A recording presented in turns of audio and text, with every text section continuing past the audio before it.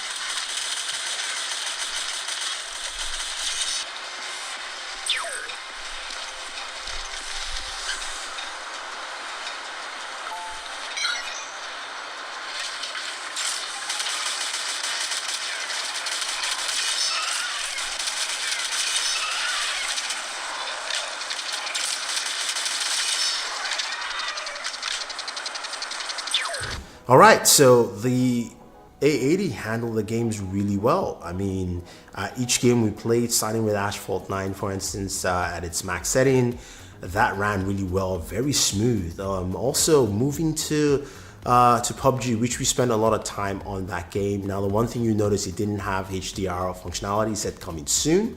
That may be because, of course, the display doesn't support HDR, so that's just something that's a limitation there, and not necessarily the processor. But at HD, it ran really well, ran really smooth. Everything just worked out well gaming-wise. I also had a lot of kills this time, guys, so you should be quite happy. But I think this device really did well in terms of processing and running games. Now, in terms of temperatures, we got about I believe 98 degrees Fahrenheit, or about 36 degrees Celsius, which is still good. It doesn't have any special cooling or anything like that. It ran a little bit warm, but it was fine. Again, you've got 8 gigs of RAM. That 730 processor, even though it's not the 730G, runs really well. I like that with it. So I think it's really cool the way this actually handled gaming all the way through.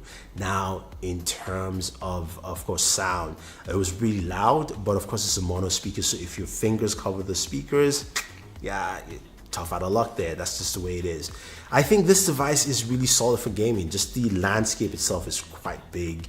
You've got a huge real estate, it's 6.7 inches. Your games will run really well. And I think if you're picking this up, because it's priced about $650 right now on eBay, and about £579 if you're in the UK, it's a relatively solid device to handle. Plus, you've got camera that does night mode as well, and a few other features, which we'll check out on another video. But hopefully this gave you an idea of what the Galaxy A80 does in gaming, as well as the Snapdragon 730 processor, because that's a new processor. This is the first device we're seeing it actually in hands of people in terms of functionality and fit and all that fun stuff. So if you have any questions or any comments, guys, let me know. Otherwise, don't forget to like and share this video, favorite this video, subscribe to the channel, and always enjoy your entertainment.